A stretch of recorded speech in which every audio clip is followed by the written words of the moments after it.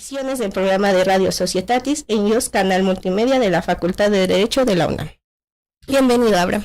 Gracias, Paulina. Gracias, maestra Amparo. Bien, bueno, creo que el primer punto a tratar, antes que nada, bueno, los agradecimientos a nuestra señora directora, la doctora Sonia Venegas Álvarez. Por supuesto, a ustedes que me acompañan el día de hoy, a la doctora Elsie, a Eduardo, a Rafael y, bueno, a Gaby que nos monitorea a distancia.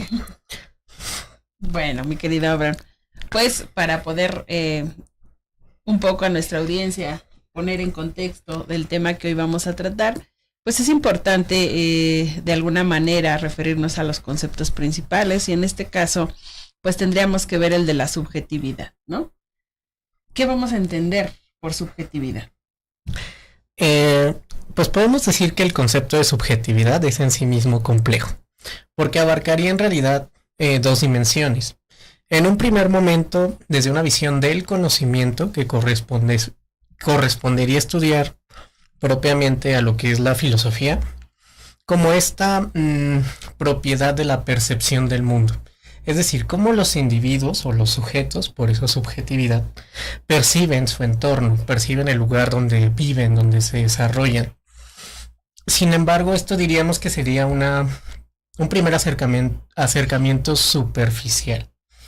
Porque esta forma en que nosotros como individuos percibimos el mundo viene dada por otro campo del conocimiento que es la sociología y quizá la antropología, la política, donde entenderíamos la subjetividad más como un campo de acción.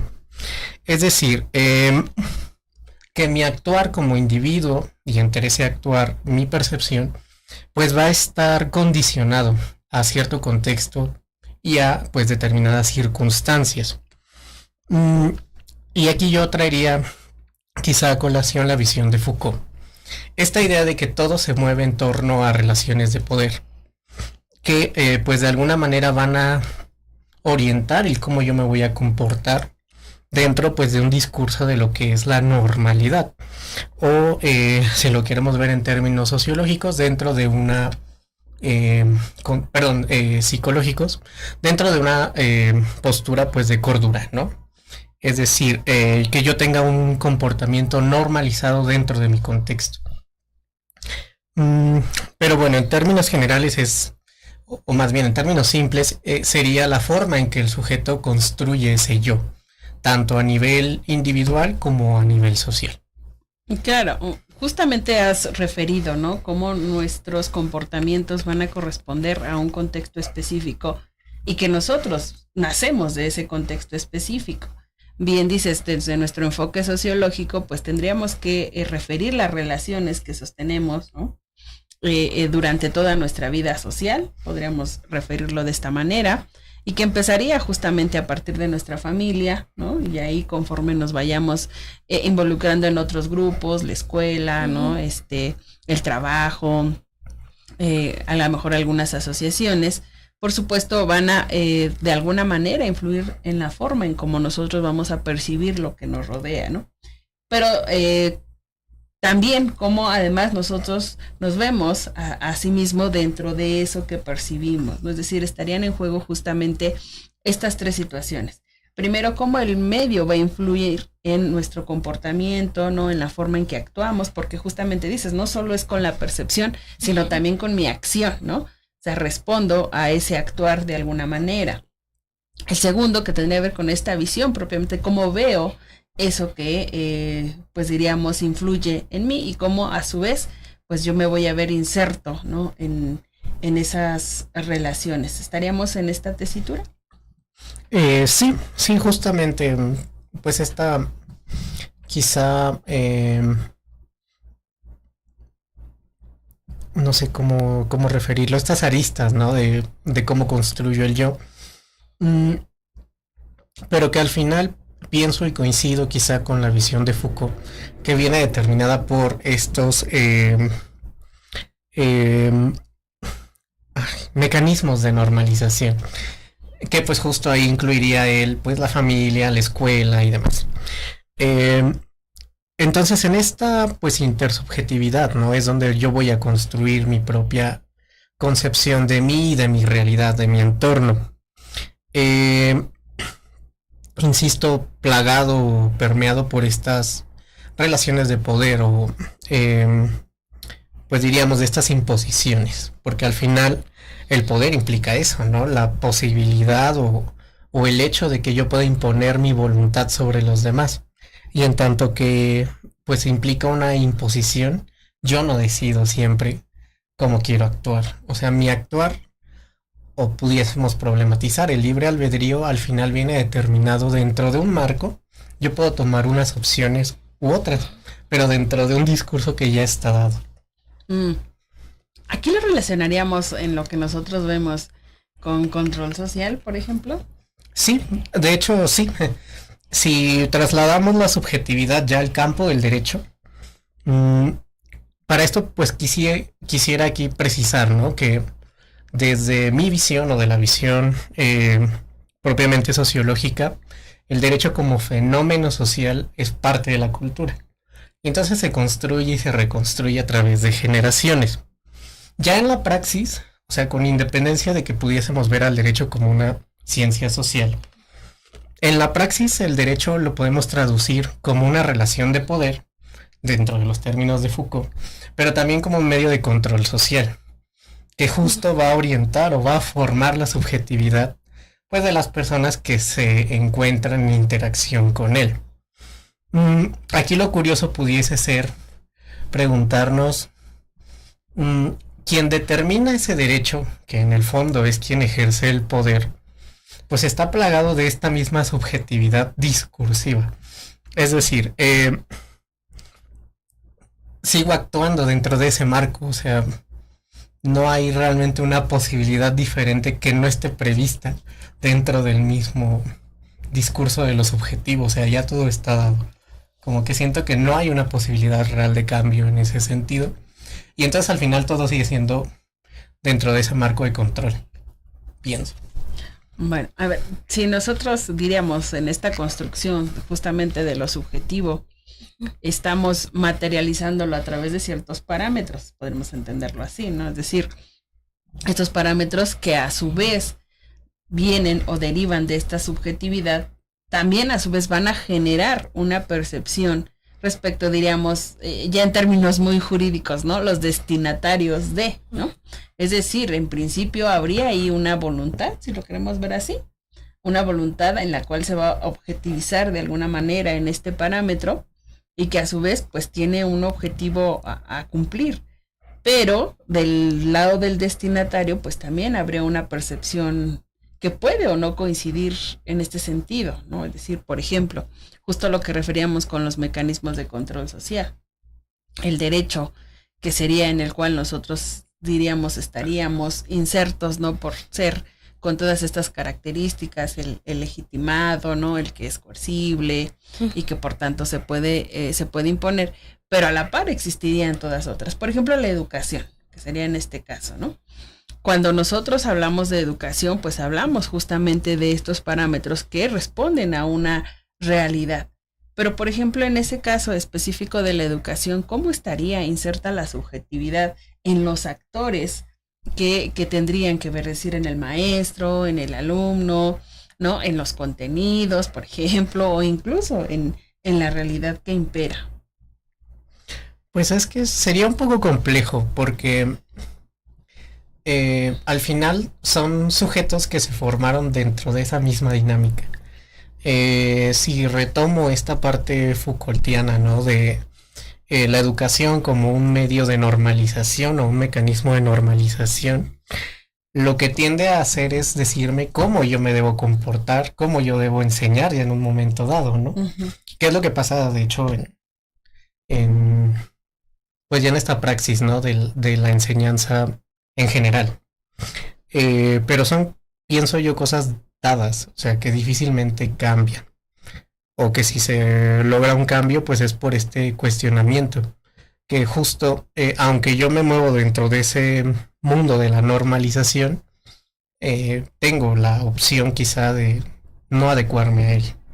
O sea, precisamente en esta idea de autonomía, de libertad, puedo decidir salir de ese marco de normalidad. Sin embargo, existen estos medios también de normalización como medios correctivos, porque pues lo diferente siempre ha sido mal visto. Pensemos, por ejemplo, en los hospitales psiquiátricos o en las cárceles. O sea, el hecho de que alguien salga del parámetro de lo normal o de lo cuerdo, pues hace que el mismo sistema cree mecanismos para impedirlo, y el derecho es uno de ellos. Bueno, el derecho penal en concreto. Entonces, pues yo creo que es complejo, bueno, verlo así. Y en el ámbito educativo también, o sea, sí insisto, se construye o pues diseñamos la idea de la enseñanza, pero sobre bases ya dadas. Jamás tenemos algo nuevo. ¿Y qué implicaría eso? Justamente darte cuenta, no sé, a lo mejor siendo un poco adelantándome esta conclusión, que en la construcción de tu subjetividad, que tendría que ver justamente con esta percepción, no estaría por ahí inserto un poco esto que hoy se llama el pensamiento crítico. O sea, tu construcción de tu subjetividad implicaría que hay cosas con las que te vas a quedar, ¿no? Y que van a responder a ciertos parámetros, pero cosas que no, ¿no? Y que tú vas a cambiar, vas a transformar. Y que entonces, para dar paso a esa transformación necesitas darte cuenta, ¿no? Entonces, ahí estaría inserto ese pensamiento crítico, si lo queremos denominar así. Sí.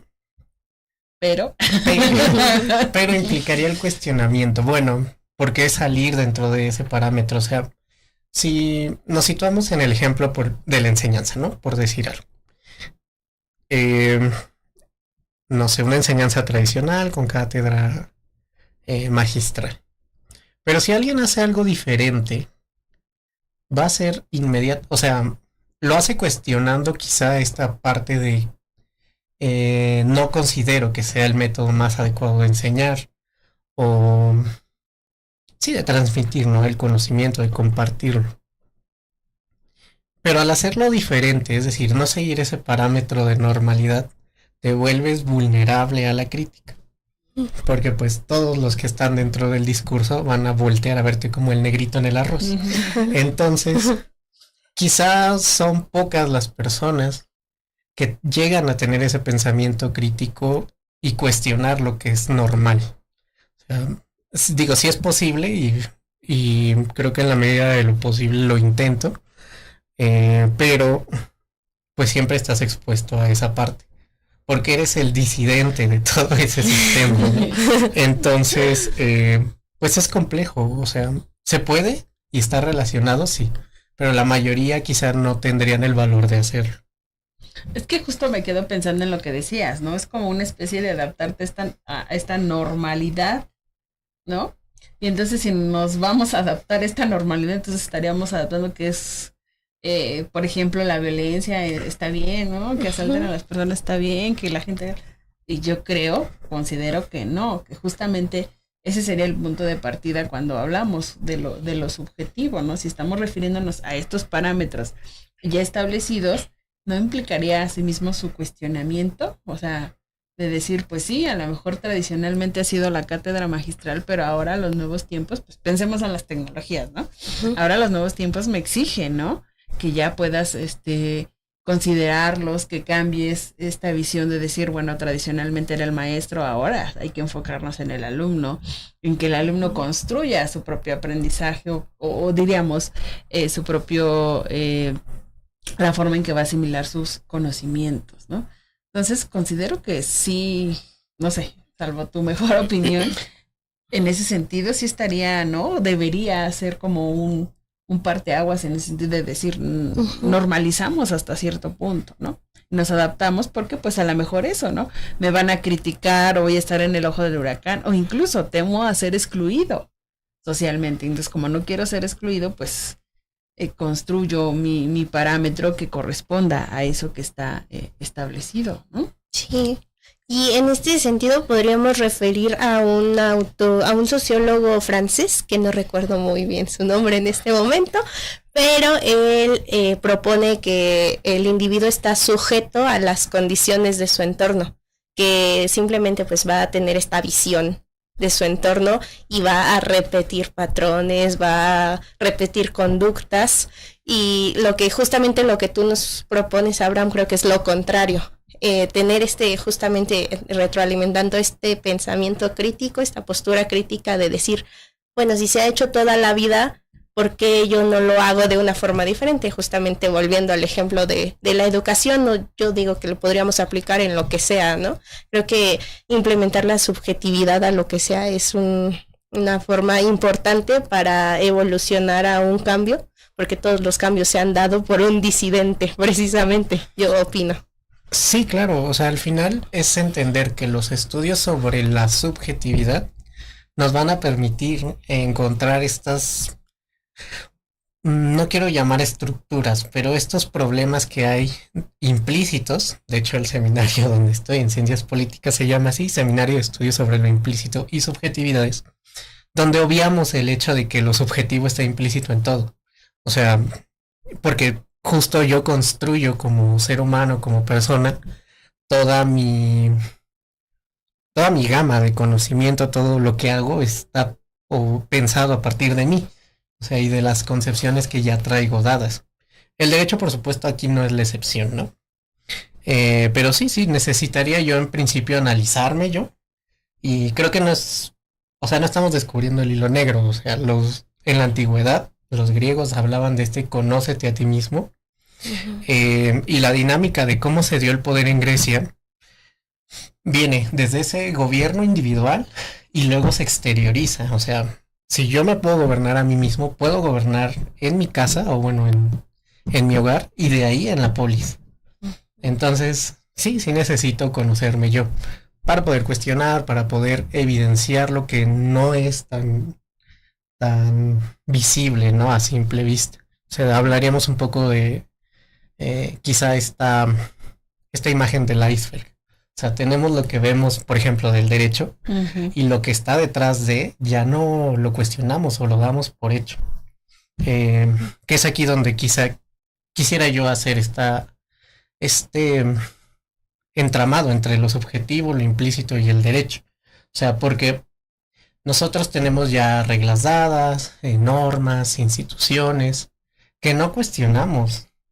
O sea, estamos dando por hecho que justo siempre ha sido así, que el derecho siempre se nos ha impuesto como este mecanismo de normalización, como medio de control social, y no lo estamos cuestionando, pese a que vemos que no funciona, que era lo que usted comentaba hace un momento. O sea, yo estoy notando como ciudadano que las instituciones, que los procesos, que los abogados, que lo que ustedes quieran no está funcionando, el Estado si quiere. Y entonces, ¿ahora qué voy a hacer con eso? O sea, ¿lo voy a dejar que exista ahí porque siempre ha estado? ¿O tengo que cuestionar el por qué está ocurriendo eso? Es que justamente lo que acabas de decir, ¿no? Ese conócete a ti mismo te implicaría también, no solo en esta parte como del discurso, ¿no? No solo en esta parte como de lo individual, sino yo creo que mucho más en la parte de la acción. Justamente dice, si sabemos, ¿no? Cómo está el sistema en nuestro país, ¿no? Ahora que está muy en punto lo de la corrupción y lo de los jueces, ¿no? Y sabemos que está mal, que hay un problema de corrupción enorme ahí, pero que justamente no solo es de las instancias públicas, que también en el ámbito privado podríamos tener estas características justamente que podrían catalogarse dentro de esta parte de la corrupción. Pero justamente yo creo que ahí es donde no lo aterrizamos, es como no es mi problema, no es como el problema de los otros, ¿no? El problema de los demás. Y entonces yo creo que justo ahí es donde conectarías esta parte de la subjetividad, es decir, a ver, no, tú tienes que también ser conscientes de que a lo mejor ciertas actitudes que tú has llevado a cabo, ¿no? Pues estarían catalogadas dentro de esta corrupción, y que por tanto si quieres como aportar esta solución al problema, pues empezaríamos justamente en esto que decías, ¿no? Es decir, conocer tu entorno, tus características, tu forma en cómo te estás relacionando, para que también puedas tener acción hacia los demás, ¿no? Pero siento que ahí es donde justamente se separa, es decir, es como, no sé si estaría correcto decirlo, es como esta subjetividad en lo superficial, ¿no? Esta subjetividad que te lleva solo a valorar, ¿no? Ellos están mal, ¿no? Ellos son los corruptos, ellos son los que no cumplen, ¿no? No, implicaría justamente todo este análisis, ¿no? toda esta vista hacia adentro, ¿no? De decir, a ver, ¿cuáles son estas características que sí, por supuesto, están o influyen de mi contexto, pero que también a su vez tengo que regresar al mismo, ¿no? Sí, sí. Y que quizá aquí no es que nos haga nada, pero es algo que cuesta tiempo. Lo voy a poner con un ejemplo simple. O sea, nosotros estamos claros que el derecho tiene una especie de vida. El derecho nace, se desarrolla y muere. En algún punto de la vida muere. No hay mal que dure 100 años. Ni legislación que lo aguante, ¿no? Pero, ¿qué es lo que ha ocurrido, por ejemplo, con las visiones del feminismo, de las teorías queer, e incluso de estas visiones pluralistas, multiculturalistas?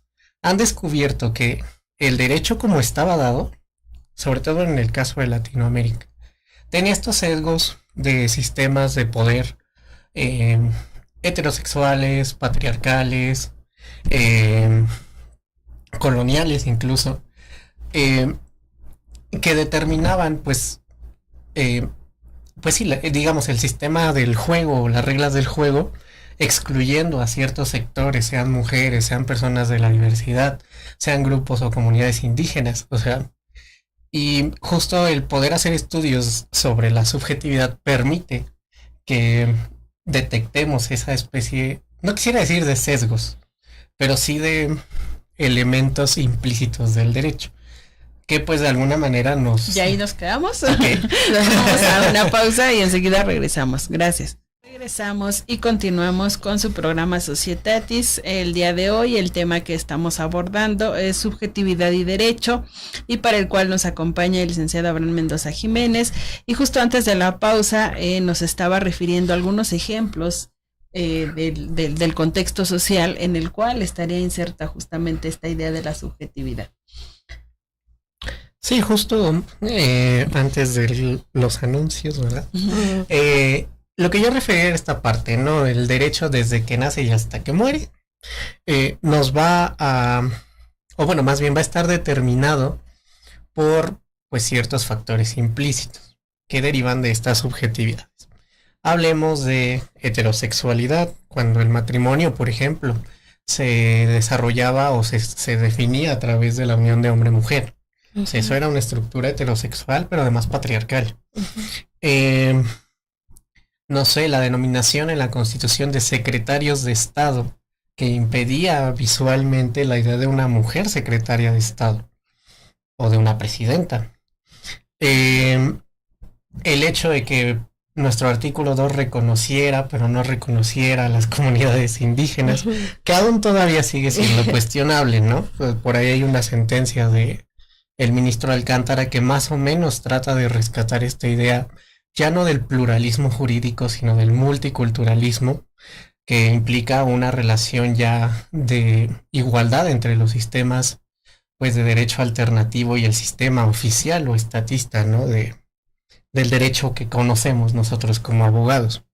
Y mencionaba justo esta parte de que derivan quizá de este análisis sobre lo subjetivo y lo implícito.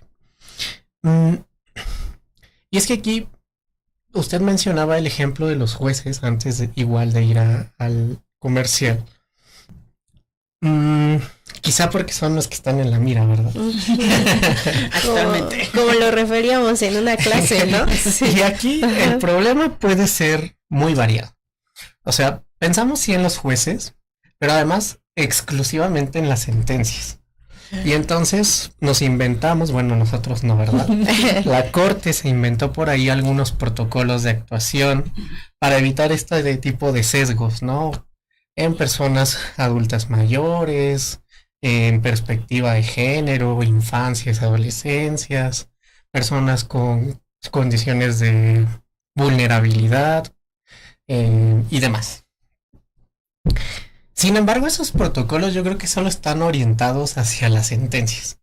El problema es que los jueces no nada más dictan sentencias.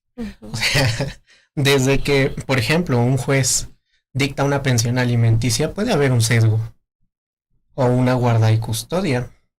En algún momento, en alguna materia, analizábamos la parte de las sentencias que hacían referencia a los códigos civiles que establecían expresamente la guarda y custodia en preferencia de la mujer, o bueno, de la mamá. Sin embargo, aunque en otros códigos no existía, de facto se daba. O sea, por creencias quizá sociales, morales, de que pues la mamá es quien cuida, o en el peor de los casos que es quien mejor desempeña el papel de cuidador. Pero eso es un sesgo que está ahí y no está en una sentencia, está en una resolución de inicio. O sea, durante todo el trámite pueden darse estas cuestiones. Pero ahora vamos a sacarlo del ámbito de los jueces. Hay que dejarlos en paz tantito porque creo que los estamos ahogando mucho. Cuando la ley se crea justo en este nacimiento, también tiene sesgos. O sea, muchos han cuestionado, quizá ahí yo tendría mis reservas, con la ley para mujeres a una vida libre de violencia, no me acuerdo exactamente el nombre. Mujeres a una vida libre de violencia. Eso. ¿Qué han dicho? Es que es una ley que es desigual. Claro, aquí pues es tomar una parte de acción afirmativa y poderlo justificar argumentalmente, pero es necesaria, o sea, en el contexto justo de este estudio sobre una estructura que atraviesa toda la vida de una persona, quizás sí es justificable el hecho de que exista, ¿no? Pero para muchos representa un sesgo donde se valoraba más la seguridad física, jurídica y demás de una mujer que de un hombre. Y lo mismo ocurre, por ejemplo, con el delito de feminicidio. O sea, hay quienes dicen no debería existir un delito de feminicidio porque la vida de una mujer no debe valer más. O sea, no es que valga más, pero el contexto y la existencia o la evidencia más bien ya de esa estructura que hay detrás que no vemos es lo que nos ha orillado a eso. O sea, justo pues en este ejercicio de criticar las instituciones o criticar en sí mismo al derecho, ¿no? Y que viene un segundo problema, o sea, ya nos crean la ley y quizá en la aplicación es donde también tenemos problemas. Por ejemplo, no sé, a través de la policía. La ley dice una cosa y el policía te dice otra. Entonces, hay una aplicación o una interpretación subjetiva de quien está, digamos, en primer contacto con la ciudadanía. Y si lo llevamos un poco más allá en un ministerio público, el que yo, por ejemplo, fuera a un MP y dijera, es que soy víctima de violencia por parte de mi esposa, que Dios me libre. Pero bueno, en ese ejemplo, ¿no? ¿A qué me podría yo enfrentar?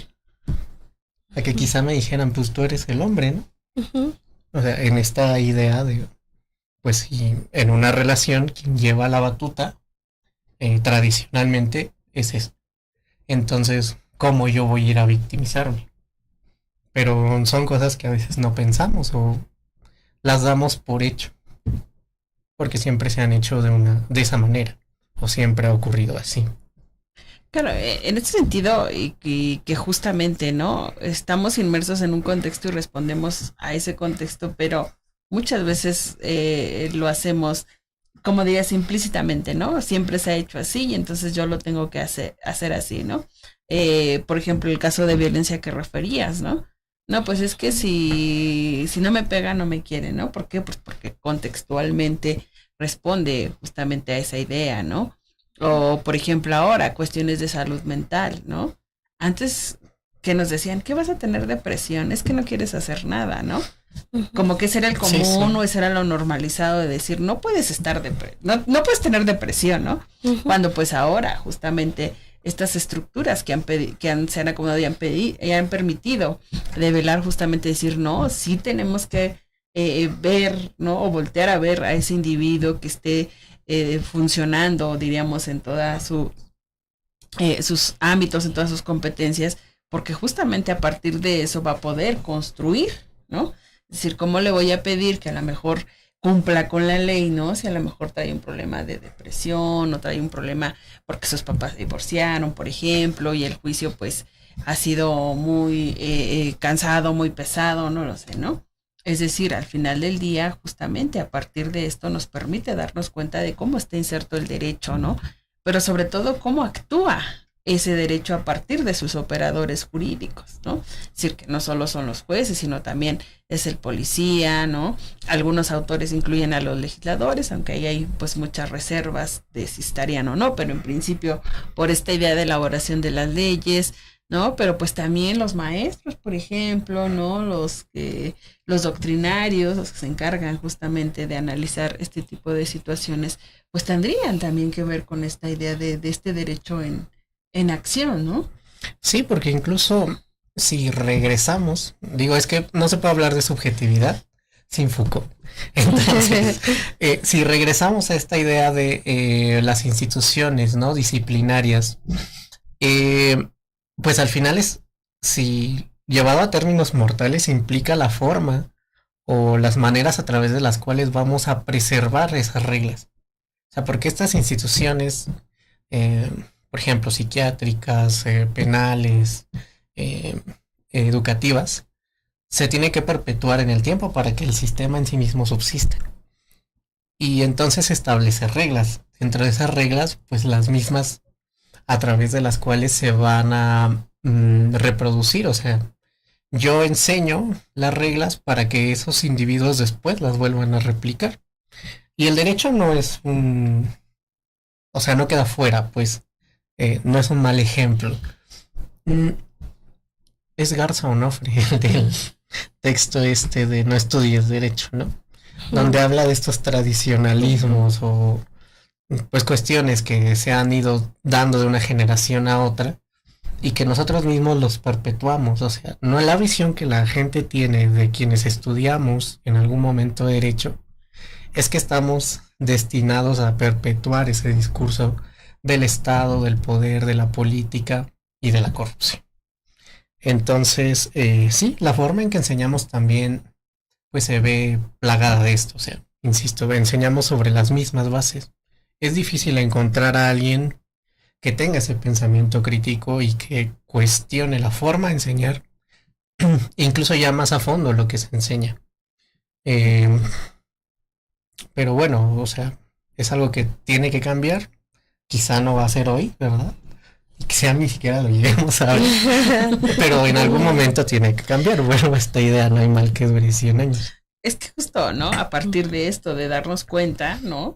Justo esta coherencia entre el pensar, el decidir y el actuar implicaría esa subjetividad. Es decir, hay que darnos cuenta de cuál es el contexto, ¿no? En dónde estamos parados, diríamos así, que nos permita en ese sentido actuar justamente. Bueno, tenemos algunas preguntas, por tanto le cedo el uso de la voz a Paulina para que nos manifieste. Por favor, Paulina. Claro, maestra. Nos preguntan, Abraham, ¿cómo crees que esta subjetividad ha afectado a través de los años a la institución de la familia? Pues es complejo porque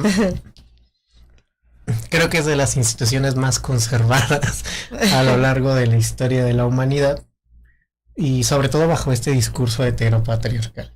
O sea, realmente creo que es producto de las últimas olas del feminismo y quizá de la introducción de lo queer, donde ya empezamos a diversificar la idea de una familia, por ejemplo, monoparental, ¿no?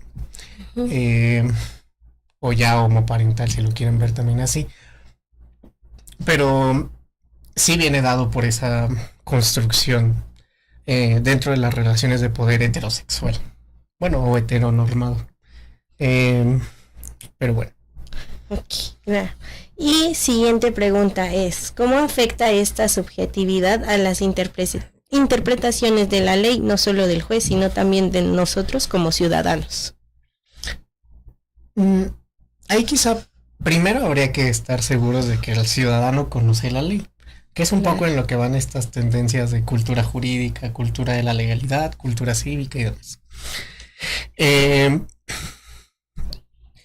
Y realmente pues siempre va a afectar, o sea, aquí no hay que pensar que la subjetividad es algo de lo que nos desprendemos, porque a veces también ese es un error desde el derecho. O sea, pensar que el derecho es objetivo, que el juez es objetivo, que el legislador es objetivo. O sea, el ser sujeto te hace subjetivo necesariamente. Entonces, Por supuesto que la interpretación que nosotros le vamos a dar va a cambiar. E incluso aunque, por ejemplo, la ley sea la misma a lo largo del tiempo, la interpretación que va a tener, pues va a atender al contexto. La doctora me parece ha referido a este ejemplo, ¿no? Del homicidio. La definición que tenemos en nuestro Código Penal de comete delito de homicidio el que priva de la vida a otro, siempre es la misma. O sea, ya ha estado ahí desde el primer Código Penal. Pero las interpretaciones o la forma ya de aplicarlo en concreto varía, porque la ley es general, ¿no? Pero sí va a afectar dependiendo cómo yo lo quiera adecuar. O sea, en algún momento, justo en el 6, en Ciencias Políticas, yo refería a esta idea de, por ejemplo, en un caso de feminicidio, si yo soy machista o violentador, quizá interprete los hechos y el derecho de tal forma que el violentador o el feminicida salga absuelto. O si trato un tema de aborto y yo soy provida, pues mi interpretación puede ir en el sentido de condenar a una mujer que abortó, porque ya traigo ese sesgo. O sea, la subjetividad la podemos traducir ya en la praxis como un sesgo que, por supuesto, cuando es negativo tendríamos que brincar. Sí, claro. Yo creo que es importante justamente brincar estos sesgos, pero a la vez, pues, como siempre hemos dicho, los objetos o las acciones por sí mismas no son buenos o son malos, ¿no? Sino el uso que les damos. Y, por ejemplo, igual decías de las familias que ahora son homoparentales o monoparentales, que antes pienso, o más bien no pienso, estoy segura que la ley no las protegía, que ahora sí las protege. Entonces yo creo que es importante justamente darle visibilidad a estos sesgos o a esta subjetividad que nos ayuda a tener cambios precisamente positivos para un mejor funcionamiento de la sociedad para todos. No, justamente respecto a esta percepción, ¿no? Que es lo que la ciudadanía genera, ¿no? La percepción de el tradicional justicia e injusticia, ¿no? O sea, si no me beneficia, es injusta, ¿no?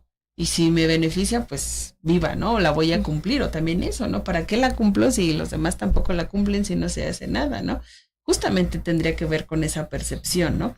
Pero que va englobado no solo al solo ciudadano, sino a todos los operadores, es decir, en el legislador. Si nosotros vemos que hay legisladores que no conocen, ¿no? Cuando hacen las reformas, pues entonces también a mí me va a generar, ¿no? Una expectativa o una idea de que pues son hechas al vapor o a la medida, por ejemplo, cuando no debe ser así. Si en los jueces vemos que justamente hay sentencias, ¿no? Dictadas en este sentido, en un solo sentido, con estos sesgos, pues también me va a generar a mí. Pero aún más, por ejemplo, en la ejecución, porque no basta que yo tenga una sentencia en donde ya se plasmó, ¿no? Una decisión, sino también que se ejecute, ¿no? Y si yo veo que en realidad no se ejecuta o que hay como estas trabas, si lo pudiéramos ver así, pues también me va a generar una percepción, ¿no? Y entonces, al final, no, muchas veces no corresponde, ¿no? Es decir, esta percepción que el ciudadano tiene respecto de la propia, de lo que sería el derecho, ¿no? Por eso referiría como que lo vemos ajeno, lo vemos como que no es mío, no me pertenece, cuando en realidad, pues sí debía de ser, ¿no? Porque estoy inserto en lo que tú decías, en este contexto en donde hay normas, ¿no? En donde hay, no solo normas jurídicas, religiosas, convencionalismos, ¿no? Y que por tanto, pues también de alguna manera están interactuando en este entramado que referías, ¿no? Sí, por eso es que me gusta esa idea del cuadrito. O sea, yo vivo en un cuadro de normalidad y dentro de ese cuadro puedo actuar, pero de él no me puedo salir. Ahora que estaba haciendo un poco de ejercicio de escribir literatura, uno se da cuenta de como de esos límites que llegas a tener, ya no como un personaje, sino como individuo. O sea, y que va de la mano del contexto, circunstancia y subjetividad. Bueno, que los determinan, ¿no? O sea, yo podría pensar, quizá, ¿no? En este momento decir, voy a ir a gastar $3 millones a Dubái. Pero mi marco narrativo no me va a permitir hacerlo. Claro. O sea, Ya llevado a gran escala, pues es lo mismo. O sea, ¿qué tan disruptivo puedo ser si el mismo sistema, ¿no? Me da las reglas para ser disruptivo. Me remontaría quizá un poco a este estructuralismo tradicional, ¿no? Donde todos cuadrábamos dentro de una clasificación. Es decir, aunque yo no estuviera de acuerdo con el sistema me preveía un lugar, que es a lo que va Foucault con la locura. O sea, tú estás fuera de lo cuerdo, pero dentro de ese cuadrito de lo cuerdo te voy a hacer un lugar para tu falta de cordura, ¿no? Para tu locura. Entonces, es complejo, es interesante, pero también pues puede ser muy criticado, ¿no? Esta idea de cuestionar lo que ya está dado. Claro. Pues muchísimas gracias, Abraham, te agradecemos mucho tu participación y sobre todo en este tema que, como bien refieres, es muy complejo, ¿no? Hay que tomarlo de diversas aristas, siempre salen ideas en donde justamente está inserto, pero bueno, espero que en otra ocasión podamos seguir platicando con esto. Agradecemos, por supuesto, a Canal Dios Multimedia, a Eduardo, a Rafael, al Seminario de Sociología General y Jurídica, ¿verdad? A Paulina, a Gaby, por supuesto, al maestro Bran que colaboran ahí, y a ustedes que nos siguen cada semana en este programa, y por supuesto los esperamos el próximo martes en otra emisión. Hasta entonces, muchísimas gracias.